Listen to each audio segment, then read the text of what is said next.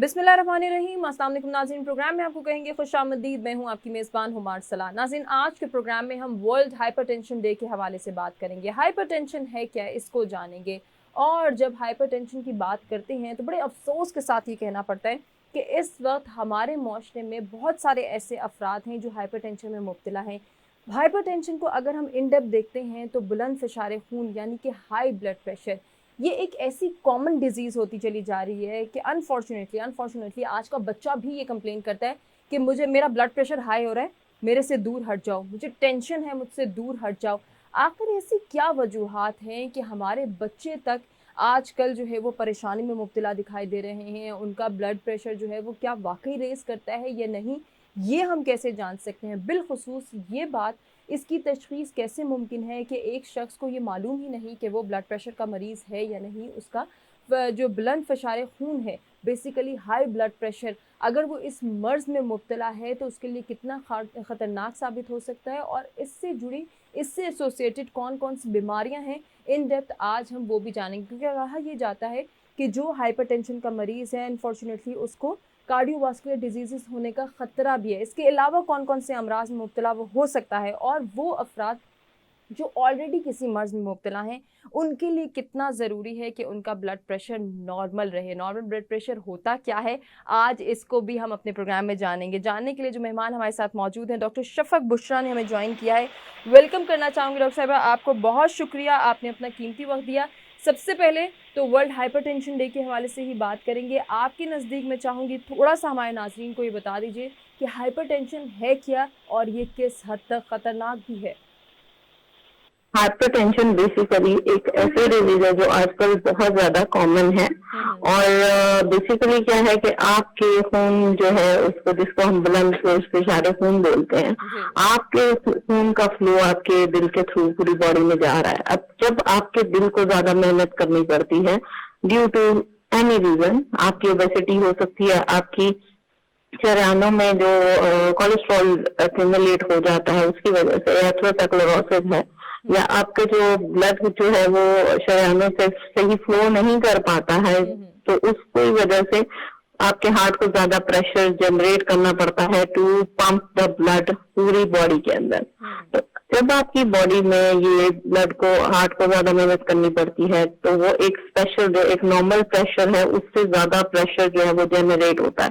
जब वो प्रेशर ज्यादा जनरेट होता है तो उसको हम हाइपरटेंशन बोलते हैं। अब हाइपरटेंशन को अगर हम इस तरह देखें तो बेसिकली नॉर्मल एक इंसान का जो ब्लड प्रेशर है वो होता है 120/80, ठीक है। और जो इसकी पे फर्दर स्टेजेस आ जाती हैं, मतलब फर्स्ट स्टेज या प्री हाइपरटेंशन जिसको हम बोलेंगे, उसमें 130/80 कुछ लोगों का आता है। सेकंड स्टेज में 140/90 ब्लड प्रेशर आता है।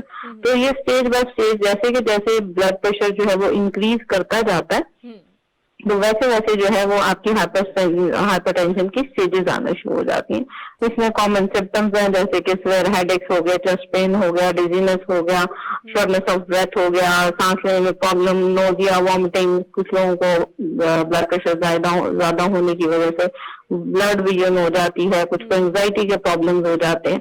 तो ये सारी जो प्रॉब्लम्स कुछ कॉमन होती हैं ये हाइपरटेंशन की वजह से होती हैं। डॉक्टर साहब, मैं ये पूछना चाह रही हूँ, क्या ये मर्ज मौरूसी है, इनहेरिटेड है, यानी कि एक नस्ल से दूसरी नस्ल तक ट्रांसफर हो सकता है? क्या हो सकता है? ट्रांसफर हो सकता है, क्या ये मर्ज मौरूसी है? नहीं, दिस इज नॉट। हाँ, जेनेटिकली है कि जिसकी फैमिली में हो किसी को तो वो आपका हाइपरटेंशन, जिस तरह डायबिटीज है इसी तरह हाइपरटेंशन भी है कि आपकी फैमिली हिस्ट्री में, आपकी जीन्स में है तो आपको हाइपरटेंशन, हार्ट डिजीज और ये सारे प्रॉब्लम्स हो सकते हैं। लेकिन अगर आप ये कहें कि ये कोई छूत की बीमारी है या किसी को टच करने से या किसी के साथ बैठ के खाना खाने से, तो ये बेसिकली कम्युनिकेबल डिजीज नहीं है, ये बेसिकली नॉन कम्युनिकेबल डिजीज है। लेकिन जेनेटिक फैक्टर्स, एनवायरमेंटल फैक्टर्स, आपके मोटापा का होना, आपके जो अनहेल्दी लाइफस्टाइल होना, दीज आर द फैक्टर्स, ये वजूहात हैं जिनकी वजह से हाइपरटेंशन जो है वो हो जाता है। ठीक, डॉक्टर साहब एक और बात पूछना चाहूंगी कि जो अफराद डायबिटिक हैं, कहा यह जाता है कि उनको कार्डियोवास्कुलर डिजीजेस होना या फिर हाइपरटेंशन का मर्ज होना ये लाजिम है, तो कितनी एहतियात करनी है और एहतियात करनी कैसे है? देखिए, अगर तो आप लोग शुरू से ही हेल्दी लाइफस्टाइल को ऑप्ट करते हैं तो आप इस चीज से बच सकते हैं। आप जितने एहतियात करेंगे उतना आपकी जो ब्लड प्रेशर का प्रॉब्लम है उसको ठीक हो जाए। जब ये, जैसा मैंने आपको बताया कि इसकी स्टेजेस हैं, जिन लोगों का ब्लड प्रेशर 130/80 होता है या 130/90 होता है, तो उनको हम इनिशियली मेडिसिन से नहीं कवर करते। हम उन्हें कहते हैं कि हेल्दी लाइफस्टाइल ऑप्ट करें, अच्छा हेल्दी खाएं, अपनी फिजिकल एक्टिविटी को इंक्रीज करें और एक हेल्दी लाइफस्टाइल आप अपने आप को स्ट्रेस फ्री रखें। तो उससे ही बहुत सारे पेशेंट्स ऐसे होते हैं, या कुछ होम रेमेडीज होती हैं वो करें, जिससे आपकी जो ब्लड प्रेशर है वो बिल्कुल नॉर्मल हो जाता है। क्योंकि हमारे यहाँ बेसिकली अनहेल्दी लाइफस्टाइल है और उसकी वजह से फिर ये सारी प्रॉब्लम्स जो हैं वो कॉज हो रही होती हैं। ठीक है। जब इसकी स्टेजेस आगे जाती हैं, फर्दर हाइपरटेंशन जब ये आगे बढ़ता है, तो फिर ये होता है कि हम मेडिसिन जो है वो हमें देनी पड़ती हैं। और फिर वही बात है कि ओबेसिटी और हाइपरटेंशन की वजह से फिर डायबिटीज और बाकी डिफरेंट और बीमारियां जो है आपको लगना स्टार्ट हो जाती हैं। थोड़ा सा मैं जानना चाहूंगी, खुराक के हवाले से आप न्यूट्रिशनिस्ट भी हैं, तो कितनी एहतियात करनी है ग़िज़ा के इस्तेमाल में? अच्छा, ग़िज़ा एक बहुत इम्पोर्टेंट फैक्टर है आपकी हाइपरटेंशन या जितनी भी क्रॉनिक डिजीज है उनके लिए। बहुत सारे लोग जो हैं वो ये कहते हैं कि जी हाइपरटेंशन है तो बस हम खाना पीना छोड़ देंगे या इस तरह का हम नमक ही खाना छोड़ दो। ऐसा कुछ नहीं है। और एक कॉमन मिथ जो वो अंडे वाला, जी मुझे ब्लड प्रेशर है तो मैं अंडा नहीं खा सकता। तो ये कुछ मिथ्स हैं, कुछ हकीकत है। बेसिकली आपने एक वेल बैलेंस्ड डाइट ऑप्ट करनी है। जितनी आपकी अच्छी वेल बैलेंस्ड डाइट होगी उतनी आपकी प्रॉब्लम्स जो है वो नहीं होंगी।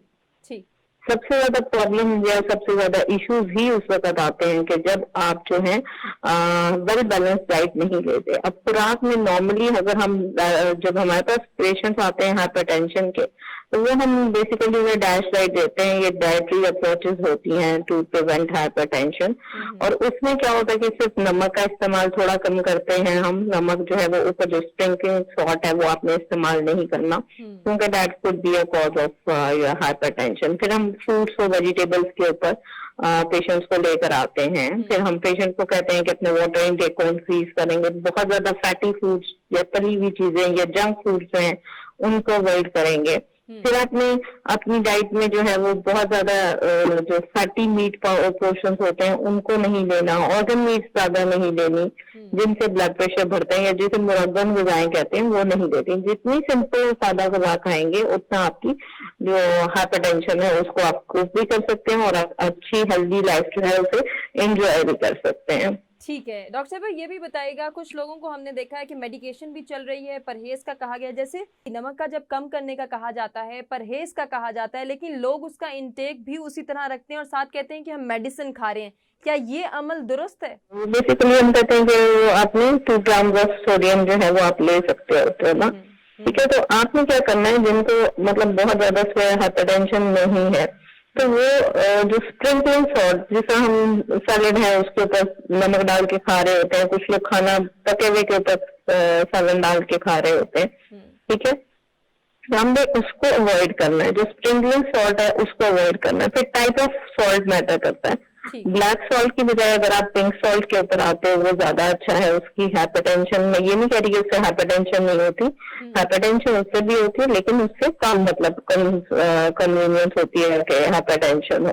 फिर आपके जो फूड के अंदर नेचुरल सोडियम है, जो आपके कुदरती चीजों के अंदर जो सोडियम है, अगर आप उसी को ही यूज करें और नमक का इस्तेमाल कम करें। हमारे यहाँ कुछ प्रैक्टिस ऐसी हैं कि हम फूड को प्रिजर्व करने के लिए भी नमक का इस्तेमाल बहुत ज्यादा करते हैं। पर जो ये आपके कैंड फूड्स हैं या जो प्रोसेस फूड्स हैं, इनको हम अवॉइड करवाते हैं, स्पेशली हाइपरटेंशन पेशेंट्स पे, क्योंकि ये केमिकल्स हैं, फिर इसमें सोडियम की एक स्पेसिफिक अमाउंट रखी होती है, तो उसकी वजह से हाइपरटेंशन जो है वो एनहांस होती है या उसका होने के चांसेस ज्यादा होते हैं। जैसे मैंने पहले कहा कि आप कुदरती ग़िज़ा पे जितना रहेंगे, मतलब अगर फ्रूट्स हैं, वेजिटेबल्स हैं, उनके अपने अंदर जो अल्लाह ताला की तरफ से सोडियम मौजूद है वो एक अच्छा टेस्ट दे रहा होता है, तो आपको ऊपर से स्प्रिंकल करने की जरूरत नहीं होती। हाँ, जो खाना पका रहे हैं उसमें आपके पूरे खाने के अंदर 1 टेबल स्पून या टीस्पून से ज्यादा सॉल्ट नहीं होना चाहिए। मतलब 2 gram of sodium per day आपका रिकमेंडेड है, उससे ज्यादा नहीं होना चाहिए। ठीक है, कोई मैसेज हमारे व्यूअर्स को देना चाहें?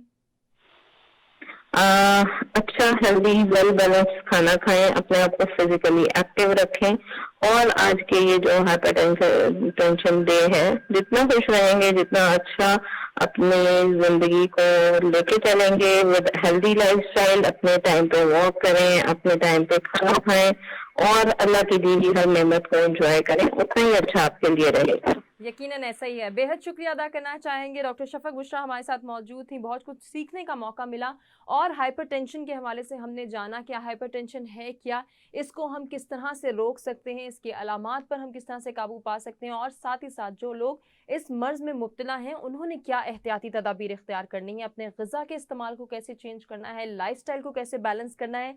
और जब लाइफस्टाइल को बैलेंस करने की बात आती है तो इस माशरे के तमाम अफराद, खा वो बच्चे हैं, बूढ़े हैं, ख़वातीन हैं, मर्द हजरात हैं, सबके लिए ये ज़रूरी है कि अपने लाइफस्टाइल को बैलेंस वे में लेकर चलें ताकि हम एक अच्छी ज़िंदगी गुजार सकें। अच्छी ज़िंदगी के मायने यही हैं कि हम एक खुशगवार अंदाज में अपनी दी हुई तमाम तर नेमतों को एंजॉय कर सकें, उनका लुत्फ़ उठा सकें और इसके साथ साथ अगर खुदा न खास्ता हम किसी बीमारी में मुब्तला हैं तो ना सिर्फ हमने मेडिकेशन करनी है, बल्कि जो चीज़ें हमें रोकने को, तर्क करने को कहा जा रहा है, जिन चीज़ों का परहेज़ कहा जा रहा है, उन पर भी हमने अमल करना है। नौजवानों के लिए यही पैगाम है कि वो अपनी सेहत का ख़ास ख्याल रखें और अपनी तमाम एक्टिविटीज़ में बैलेंस लाने की कोशिश करें। इसी के साथ आपसे चाहेंगे इजाज़त, अपना ख्याल रखिएगा। अल्लाह निगहबान।